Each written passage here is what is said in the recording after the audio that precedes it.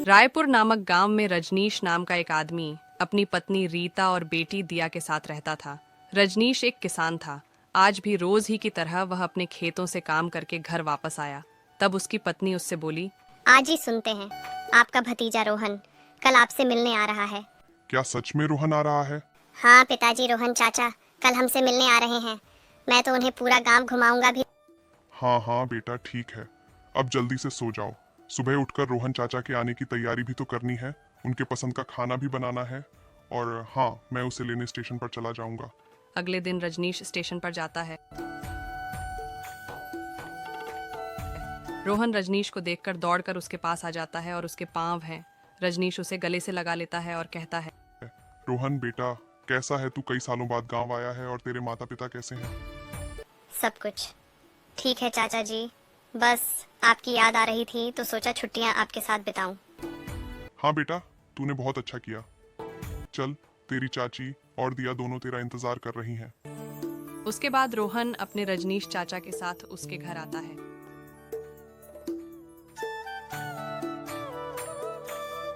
और रीता और दिया भी रोहन को देखकर बहुत खुश होते हैं। सभी ने साथ मिलकर बहुत सारी बातें की और फिर खाना खाया। रोहन चाची के बनाए खाने की बहुत तारीफ की। वह सब कुछ देखकर बहुत खुश हुई। इसके बाद रजनीश बोलता है, अच्छा रोहन, अब तुम अपनी चाची और दिया से बात करो। मैं खेत जाकर आता हूँ। काफी सारा काम है खेत में। ऐसा कहकर रजनीश खेतों की तरफ निकल जाता है।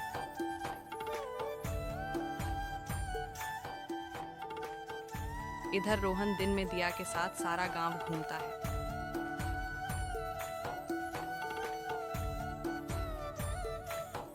रोहन और घर आया तो शाम हो चुकी थी। रोहन अपनी चाची से बोलता है, चाचा जी अभी तक घर नहीं आए, काफी शाम हो गई। हाँ बेटा, कई बार तेरे चाचा जी को काम करने में बहुत देर हो जाती है। लगता है आज भी उनका काम खत्म नहीं हुआ है। हाँ चाची जी, चाचा जी बचपन से ही बहुत मेहनती हैं। मेरे पिताजी बताते हैं, मुझे अच्छा मैं ऐसा करता हूँ कि मैं खेतों की तरफ निकल जाता हूँ। मैंने खेत तो देखे नहीं, इसी बहाने खेत भी देख लूंगा और चाचा जी को भी साथ में वापस ले आऊंगा। ठीक है बेटा, संभल कर जाना। रोहन खेतों की तरफ निकल जाता है। जल्दी ही वह रजनीश के खेत के पास पहुंच जाता है। उसने देखा कि रजनीश चाचा काम कर रहे थे।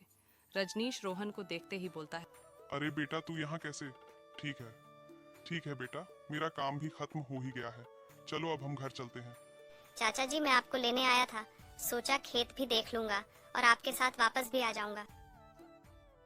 वे दोनों घर आने के लिए मुड़े ही थे कि तभी अचानक पीछे से किसी के जोर जोर से रोने की आवाज आने लगी। ये सुनकर रोहन ने पीछे मुड़कर देखा तो उसे वहां कोई भी दिखाई नहीं दिया। रोहन थोड़ा डर गया। फिर वह अपने चाचा जी से बोला, चाचा जी, आपने सुना? ये तो किसी के रोने की आवाज थी, लेकिन यहाँ तो कोई नहीं है। आखिर ये भूत प्रेत का साया है। खैर छोड़ो, जाने दो। तुम इन सब चक्कर में मत पड़ो। चलो अब घर चलते हैं। रोहन और रजनीश घर की तरफ आगे बढ़ गए, लेकिन काफी देर तक वह आवाज रोहन के कानों में पड़ती रही। वे लोग घर आ गए। रात को रोहन जब अपने कमरे में आराम कर रहा था, तब उसे बार बार वहां दर्द भरी आवाज याद आ रही थी। रोहन को नींद नहीं आ रही थी। रोहन अपने मन ही मन सोचने लगा, आखिर इतनी दर्द भरी आवाज, आवाज किसकी थी बेटा? यह तो मैं नहीं जानता। पिछले कई दिनों से यह आवाज लगातार आ रही है, पर मुझे कोई दिखाई नहीं देता।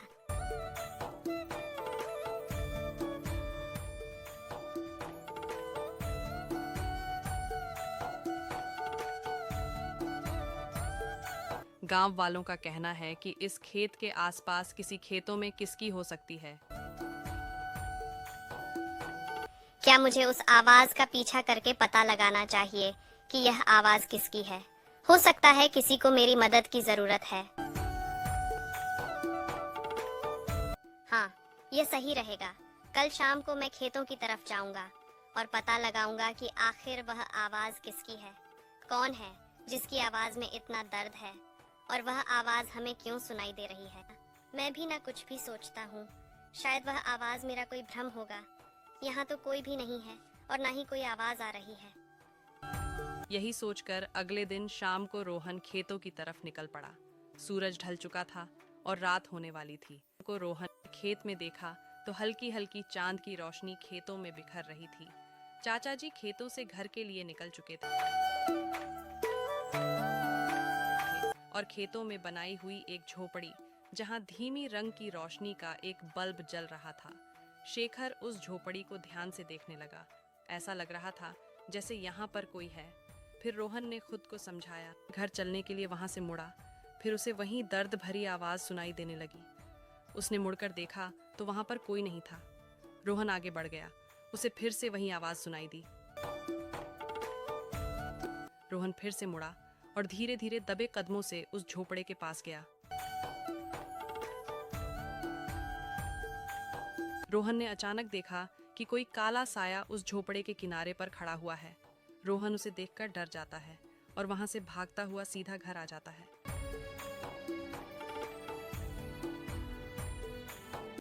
चाचा जी रोहन को ऐसे दौड़ता हुआ आता देखकर उससे कहते हैं, क्या बात है रोहन, तुम हाँ क्यों रहे हो और इतने डरे हुए क्यों हो? चाचा जी, मुझे पता चल गया है कि वो रोने की आवाज किसकी है। किसकी है रोहन?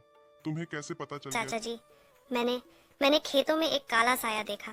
पता नहीं वो सैया कौन सा था, लेकिन मुझे यकीन है कि वो रोने की आवाज उसी की थी। क्या आपको इसके बारे में कोई जानकारी है? नहीं रोहन, ऐसा कोई साया मैंने आज तक नहीं देखा और यह भी तो हो सकता है कि वह तुम्हारी आंखों का भ्रम हो। मेरी तो तुम्हें सलाह है कि तुम इन सब बातों पर ध्यान मत दो। रीता, रोहन को भूख लगी होगी, उसे खाना खिलाओ।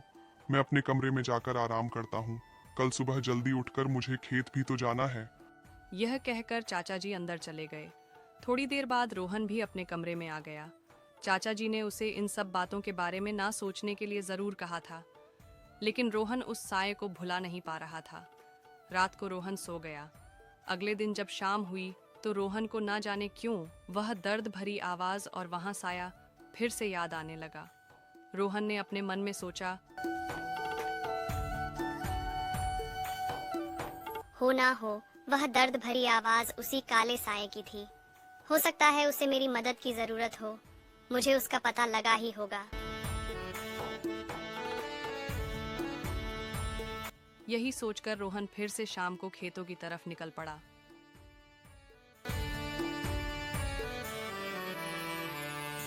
लगभग रात हो चुकी थी। रोहन दबे कदमों से झोपड़ी के पास पहुंचा और उसकी आंखें यहाँ वहां उस साई को ढूंढ रही थी, लेकिन उसे कोई भी वहां पर दिखाई नहीं दिया। अचानक उसके कानों में रोने की आवाज सुनाई देने लगी। तभी रोहन बोला, काका, कौन हो तुम और यह आवाज किसकी है? रोहन के इतना कहते ही वह साया उसके सामने आ गया। यहाँ देखकर रोहन बोला, आखिर तुम कौन हो और यह रोने की आवाज तुम्हारी थी? अचानक एक बिजली चमकी और उस बिजली की रोशनी उस साये के चेहरे पर पड़ी। रोहन ने उसका चेहरा देखा। वह बहुत ही दर्द में डूबा हुआ था। रोहन डर कर वहां से भागा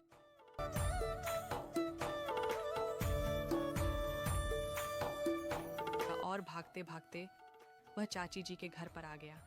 चाची जी, रोहन को कर बोलती है, आ गए रोहन। हम कब से तुम्हारा इंतजार कर रहे थे, लेकिन तुम्हें इतनी देर कैसे हो गई आज? फिर तो तुम खेतों की तरफ नहीं निकल गए थे? हाँ चाची जी, आप सही समझी। मैं खेतों की तरफ चला गया था और आज मैंने उस साये का चेहरा भी देखा है।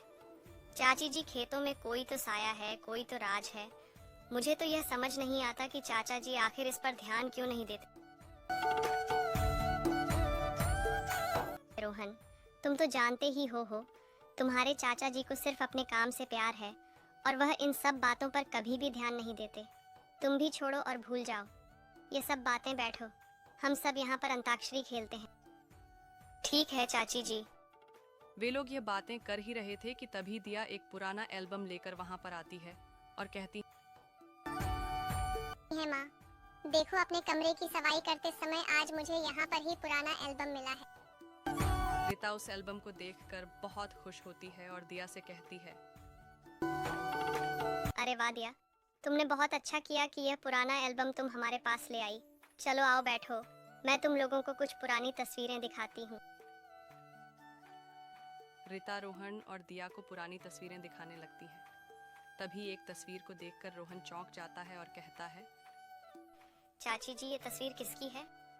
रोहन का इतना कहना था कि तभी अचानक चाचा जी वहां पर आ पहुंचते हैं। चाचा जी उस तस्वीर को देखकर बहुत गुस्सा हुए और बोले, रीता, तुम ये क्या लेकर बैठ गई हो? और तुमने इस तस्वीर को अभी तक संभाल कर क्यों रखा है? फाड़ कर फेंक दो। इस तस्वीर को दोबारा मुझे यहाँ दिखाई नहीं देनी चाहिए। ऐसा कहकर चाचा जी अंदर चले गए कि तभी रोहन ने रीता से पूछा, चाचा जी, इस तस्वीर को देखकर इतना गुस्सा क्यों हो गए? इस तस्वीर में जो लड़की है वो कौन है? बेटा रोहन, जाने दो ना, इसके बारे में हम बात नहीं करना चाहते हैं। चाची जी, आप शायद मेरी बातों पर भरोसा ना करें, लेकिन जिस साये की मैं बात कर रहा था, आज मैंने उसका चेहरा देखा। वह चेहरा बिल्कुल इस तस्वीर से मिलता है। ये तुम क्या कह रहे हो रोहन? ऐसा तो संभव हो ही नहीं सकता। क्यों संभव नहीं है चाची जी? ये कौन है, मुझे बताओ प्लीज, मुझे बताओ चाची जी। रोहन, यहाँ लड़की कोई और नहीं, तुम्हारी बुआ और मेरी नन्नन प्रीति है। कुछ सालों पहले की बात है।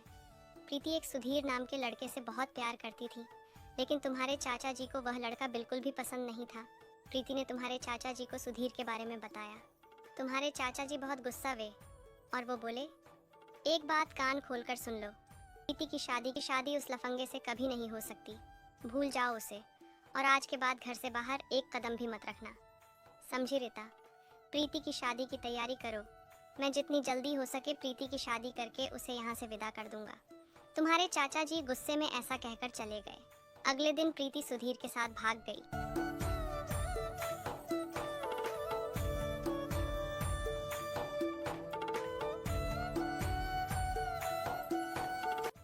और जब तुम्हारे चाचा जी को यह बात पता चली तो उन्होंने गुस्से में बोला, प्रीति ने जीवन भर के लिए मेरी नाक कटा कर रख दी है। मैंने कभी सोचा भी नहीं था कि प्रीति ऐसा करेगी। माँ बाप की मृत्यु के बाद मैंने ही उसे बाप बनकर पाला और आज उसने मेरी ही इज्जत की धियाँ उड़ा दी। आज के बाद प्रीति से मेरा कोई रिश्ता नहीं है, जीवन भर के लिए नहीं। और हाँ, तुम लोग भी कान खोलकर सुन लो, आज के बाद इस घर के दरवाजे प्रीति के लिए हमेशा हमेशा के लिए बंद हो गए हैं। और उसके बाद हम में से कोई भी प्रीति से कभी नहीं मिला, ना ही प्रीति कभी भी हमारे घर की तरफ पलट कर आई।